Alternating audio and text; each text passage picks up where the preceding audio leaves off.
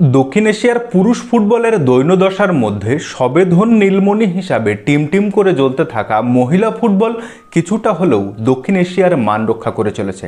তো আজকের এই ভিডিওতে মহিলা ফুটবলের অনূর্ধ্ব 17 বিভাগের জন্য যে এশিয়ান কাপের কোয়ালিফায়ারের গ্রুপ বিন্যাস করেছে এএফসি আজকে, সেটা নিয়েই আলোচনা করব।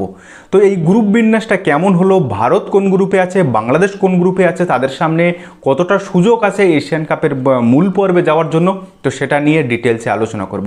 তো চলুন দেরি না করে শুরু করা যাক। আগামী বছর অর্থাৎ 2027 সালের 31শে মার্চ থেকে 17ই এপ্রিল চীনে অনুষ্ঠিত হবে এই এএফসি আন্ডার-17 ওমেন্স এশিয়া কাপ। আর এই ওমেন্স এশিয়া কাপের গ্রুপ স্টেজে মোট 12টা দল অংশগ্রহণ করবে, কিন্তু এই কোয়ালিফায়ারে অংশগ্রহণ করছে মোট 30টা দল। আর এই যে এএফসি এশিয়ান কাপ অনুষ্ঠিত হবে, এখানের যে টপ 4টি দল অর্থাৎ যারা সেমিফাইনাল খেলবে, তারা সরাসরি মরক্কোতে অনুষ্ঠিত ফিফা আন্ডার-17 ওমেন্স ওয়ার্ল্ড কাপের জন্য কোয়ালিফাই করে যাবে। তো এই মুহূর্তে মূল পর্বে মোট 4টি দেশ অলরেডি সিলেক্টেড হয়ে গেছে। তারা কারা না, হোস্ট কান্ট্রি হিসাবে আছে চীন। 2026 ওমেন্স আন্ডার-17 এশিয়া কাপের চ্যাম্পিয়ন দল হচ্ছে আপনার নর্থ কোরিয়া, সেও এখানে কোয়ালিফাই করে বসে আছে। তার সঙ্গে রানার্স আপ জাপান এবং ফোর্থ প্লেসে থাকা অস্ট্রেলিয়াও কিন্তু এখানে কোয়ালিফাই করে আছে। এবার এই যে কোয়ালিফায়ারে 8টা দেশ করা হয়েছে এ থেকে এইচ পর্যন্ত, যেখানে 6টা গ্রুপে 4টে করে দল আসে আর 2টো গ্রুপে 3টে করে দল আছে। এই টোটাল 30টা দল নিয়ে যে 8টা গ্রুপ করা হয়েছে, এই 8 গ্রুপের চ্যাম্পিয়নরা ওইখানে গিয়ে যুক্ত হবে, অর্থাৎ 8 + 4 12টা দল তখন এএফসি এশিয়ান কাপের মূল পর্বে যাবে। তো এর মধ্য থেকে আপনাদের এই এএফসি আন্ডার-17 ওমেন্স এশিয়া কাপের ফরম্যাটটা একটু কিছুটা বলে নিই। তো এই যে গ্রুপ স্টেজে 12টা দল যাবে, এই 12টা দলকে কিন্তু আবার 3টে গ্রুপে ভাগ করা হবে, এ বি সি। প্রত্যেকটা গ্রুপে 4টে করে দল থাকবে এবং প্রত্যেকটা গ্রুপ থেকে গ্রুপ চ্যাম্পিয়ন এবং গ্রুপ রানার্স অর্থাৎ 2টো করে দল ইন্টু 3টে গ্রুপ, 6টা দল পরের রাউন্ডে যাবে অর্থাৎ নকআউট পর্বে যাবে। এবং একই সঙ্গে 2টো বেস্ট থার্ড প্লেসে থাকা টিম তারাও কিন্তু কোয়ার্টার ফাইনালে পৌঁছে যাবে, অর্থাৎ টোটাল 6 + 2 8টা টিম পৌঁছে যাবে। ঠিক যেভাবে 2026 এএফসি আন্ডার-17 এশিয়া কাপে বেস্ট থার্ড প্লেস টিম হিসাবে ভারত কিন্তু কোয়ালিফাই করেছিল। 14-17 মহিলা এশিয়ান কাপের যে কোয়ালিফায়ারের গ্রুপ আছে, সেখানে ভারত আছে গ্রুপ ইতে। তো এই ভারতের গ্রুপে কোন কোন দেশ আছে সেটা সম্পর্কে একটু জেনে নেব, তাদের পারফরমেন্স কেমন ছিল লাস্ট এডিশন অর্থাৎ 2026 এশিয়ান কাপে তাদের কেমন পারফরমেন্স ছিল সেটাও একটু জানবো। তো প্রথমে আসি, ভারতের সঙ্গে যে 3টে দেশ আছে তারা হচ্ছে মালয়েশিয়া, সিরিয়া এবং ইরাক। প্রথমে আসি মালয়েশিয়ার কথায়। মালয়েশিয়ার এই মুহূর্তে ফিফা র্যাঙ্কিং হচ্ছে 95। এখনও পর্যন্ত তারা কিন্তু একবারের জন্য এশিয়া কাপের মূল পর্বে কোয়ালিফাই করতে পারেনি। এরা হচ্ছে এই গ্রুপ ই এর হোস্ট নেশন, অর্থাৎ গ্রুপ ইতে ভারত, মালয়েশিয়া, সিরিয়া এবং ইরাক যে ম্যাচগুলো হবে সবগুলো কিন্তু এই মালয়েশিয়াতে অনুষ্ঠিত হবে। লাস্ট এডিশন অর্থাৎ 2026-এ মালয়েশিয়া 3টে ম্যাচের মধ্যে 2টো ম্যাচে জয় পায়, একটা ম্যাচে হেরে যায়, কিন্তু সেকেন্ড পজিশনে শেষ করার কারণে তারা পরের রাউন্ডে যেতে পারেনি। তারা ছিল 2026-এ গ্রুপ এতে। এবারে আসি সিরিয়ার কথায়, যাদের ফিফা র্যাঙ্কিং এই মুহূর্তে 162। এরাও এখনও পর্যন্ত কখনোই এএফসি এশিয়ান কাপের মূল পর্বে কোয়ালিফাই করতে পারেনি। আর সিরিয়ার বর্তমান দেশের অভ্যন্তরীণ অবস্থা এবং পরিকাঠামোর কারণে মেয়েদের কিন্তু সেইভাবে আন্তর্জাতিক ম্যাচগুলো এই বাচ্চা মেয়েগুলো খেলার সুযোগ অতটা পায় না। তো যাই হোক, 2026-এর যে কোয়ালিফায়ার ছিল সেখানে তারা 3টে ম্যাচের মধ্যে মাত্র একটাতে জয় পায় এবং 2টোতে হেরে যায়। এরাও কিন্তু ছিল এই গ্রুপ এতে, এরা থার্ড প্লেসে ছিল। এবারে আসি ইরাকের কথায়। ইরাকের ফিফা র্যাঙ্কিং আরও বেশি, 166। এরা আজ পর্যন্ত কখনোই মূল পর্বে কোয়ালিফাই করতে পারেনি এবং তাদের যদি বেস্ট পারফরমেন্স বলা হয় তাহলে সেটা কিন্তু এখনও পর্যন্ত এই কোয়ালিফায়ার রাউন্ড। এবারে আসি ভারতের কথায়, যাদের ফিফা র্যাঙ্কিং এই গ্রুপে সবথেকে ভালো, 69। এখনও পর্যন্ত ভারত 2বার কোয়ালিফাই করেছে, একটা হচ্ছে 2005 সালে এবং একটা 2026 সালে। তো এর মধ্যে 2026 সালে তারা কিন্তু কোয়ার্টার ফাইনালে পৌঁছায়, যেখানে গিয়ে চীনের কাছে তারা হেরে যায় 3-0 গোলে।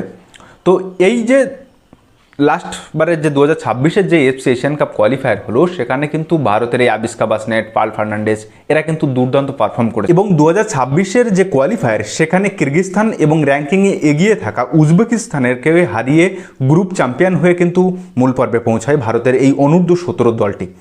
এবং গ্রুপ স্টেজে, এশিয়ান কাপের মূল পর্বের গ্রুপ স্টেজে 3টি ম্যাচ হয়, সেখানে একটা ম্যাচে জয়লাভ করে বাকি 2টিতে হেরে যায়। এবং সেই 2টি ম্যাচ ছিল জাপান এবং অস্ট্রেলিয়া।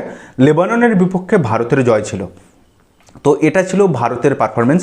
ফলে এই মুহূর্তে ভারত এই যে ই গ্রুপে আছে, এই ইউ গ্রুপটাকে বলা যায় অপেক্ষাকৃত সবথেকে সহজ গ্রুপ।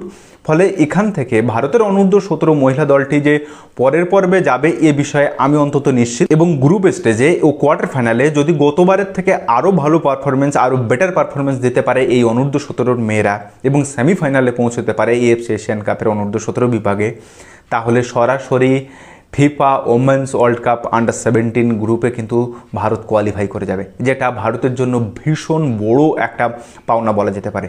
তো অল দ্য বেস্ট ভারতীয় অনূর্ধ্ব-17 মহিলা দল। একজন ফুটবল প্রেমী হিসেবে চাইবো অবশ্যই যেন তারা ভালো পারফর্ম করে এই এফসি এশিয়ান কাপের কোয়ালিফায়ার এবং এফসি এশিয়ান কাপের মূল পর্বে। এবারে আসি এই অনূর্ধ্ব-17 মহিলা এশিয়ান কাপ কোয়ালিফায়ারের অষ্টম গ্রুপ বা শেষ গ্রুপ, গ্রুপ এইচ, যেখানে আছে বাংলাদেশ, ফিলিপিন্স এবং উজবেকিস্তান।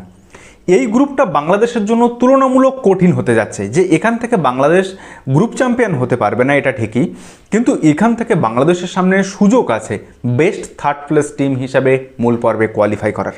কেন এই কথাটা বলছি যে চ্যাম্পিয়ন হতে পারবে না এবং বেস্ট থার্ড প্লেস হিসাবে সুযোগটা আছে, সেটা এই গ্রুপটা যদি আমি পর্যালোচনা করি তাহলে আপনারা ভালোভাবে বুঝতে পারবেন। তো প্রথমে আসি এই গ্রুপের ফিলিপিন্সকে নিয়ে। এই মুহূর্তে ফিলিপিন্সের ফিফা র্যাঙ্কিং হচ্ছে 39, যারা এখনও পর্যন্ত এই বয়সভিত্তিক গ্রুপে দুবার কোয়ালিফাই করেছে। একটা হচ্ছে 2024 এবং 2026। 2026 সালের কোয়ালিফায়ারে তারা যে গ্রুপটাতে ছিল এ গ্রুপ, সেখানে কিন্তু যে দুজন পার্টিসিপেন্ট ছিল মালয়েশিয়া এবং সিরিয়া, তারা কিন্তু এবারে আছে ভারতের গ্রুপে। এবং ওই কোয়ালিফাইং রাউন্ডে ফিলিপিন্স কিন্তু গ্রুপ চ্যাম্পিয়ন হয়ে 3 ম্যাচে 3টে জিতেই কিন্তু গ্রুপ চ্যাম্পিয়ন হয়ে তারা কিন্তু পরের পর্বে যায়। যদিও এশিয়ান কাপের এই অনূর্ধ্ব-17 মহিলা বিভাগের গ্রুপ স্টেজে মূল পর্বে সেখানে কিন্তু তারা বাধাটা টপকাতে পারেনি। তার কারণ হচ্ছে সেখানে 3টে ম্যাচের মধ্যে একটা ম্যাচে জয় পায় এবং 2টো ম্যাচে হেরে যায়। ফলে যদি দেখা যায় বাংলাদেশের কাছে এই ম্যাচটা খুব হাড্ডাহাড্ডি লড়াই হবে এবং টাফেস্ট হতে যাচ্ছে। এরপরে আসি উজবেকিস্তান। উজবেকিস্তানের এই মুহূর্তে ফিফা র্যাঙ্কিং হচ্ছে 51, যারা এখনও পর্যন্ত দুবার কোয়ালিফাই করেছে, 2013 এবং 2015, দুবারেই তারা গ্রুপ স্টেজ থেকে কিন্তু বিদায় নিয়েছে। এবং 2026-এর কোয়ালিফায়ার যদি দেখেন তবে সেখানে কিন্তু তারা 2টো ম্যাচেই 2টো হেরে যায়। একটা হচ্ছে কিরগিজস্তানের সঙ্গে আর একটা হচ্ছে ভারতের সঙ্গে। তাহলে বাংলাদেশের অনূর্ধ্ব-17 এই মেয়েরা যদি তাদের নিজেদের খেলাটা সেই দিন বেটার দিতে পারে, 100%-এর উপরে দিতে পারে, তবে কিন্তু উজবেকিস্তানকে হারানো অবশ্যই সম্ভব। তো এইখানে দাঁড়িয়ে বাংলাদেশের সঙ্গে উজবেকিস্তানের লড়াইটা হবে বেশ জোরের লড়াই হবে, কোনো একথা নিঃসন্দেহে বলা যায়। কিন্তু বাংলাদেশ কিন্তু উজবেকিস্তানকে হারাতে অবশ্যই পারে। এবারে আসি 3 নম্বর টিম বাংলাদেশ, যাদের ফিফা র্যাঙ্কিং হচ্ছে 107। বাংলাদেশ এখনও পর্যন্ত 3বার কোয়ালিফাই করেছে, 2005, 17 এবং 19, 3বারেই তারা গ্রুপ স্টেজ থেকে বিদায় নিয়েছে। আর লাস্টবারের যদি সিনারিওটা আমরা দেখি তবে 2026 সালে তারা কিন্তু কোয়ালিফাই করতে পারেনি। 3টে ম্যাচের মধ্যে দুটো ম্যাচ, সেবারও 3টে গ্রুপে ছিল, 3টে 10-এর গ্রুপে, সেখানে 2টো ম্যাচের মধ্যে একটাতে ড্র করে এবং একটাতে হেরে যায়। একটা সম্ভবত আপনার লেবাননের সঙ্গে ড্র করে আর একটা ম্যাচ চাইনিজ তাইপেইয়ের কাছে হেরে যায়। তো এই হচ্ছে অনূর্ধ্ব-17 যে মহিলা এশিয়ান কাপের কোয়ালিফায়ার, তাদের গ্রুপ, যেখানে ভারত এবং বাংলাদেশ আছে। তো তাদের গ্রুপ বিন্যাস বা গ্রুপের বিস্তারিত সম্পর্কে আপনাদের বললাম। তো এই বিষয়ে আপনার কি মনে হয়, একজন ফুটবল প্রেমী মানুষ হিসেবে আপনি কি মনে করেন যে ভারত এবং বাংলাদেশের দুটো দেশের কি সুযোগ আছে পরের রাউন্ডে যাওয়ার? অবশ্যই কিন্তু কমেন্ট করে জানাবেন এবং আপনার মূল্যবান মতামত ও মন্তব্য অবশ্যই জানাতে ভুলবেন না। তো যাই হোক, আজকের ভিডিওটা এখানে শেষ করলাম। ভিডিওটা যদি ভালো লাগে তাহলে অবশ্যই আপনার বন্ধুবান্ধব চেনা জানা মানুষের মধ্যে শেয়ার করে তাদেরকেও জানার সুযোগ করে দেবেন। তো দেখা হচ্ছে পরের ভিডিওতে, ততদিন ভালো থাকবেন, সুস্থ থাকবেন আর অবশ্যই নিজের খেয়াল রাখবেন। ধন্যবাদ।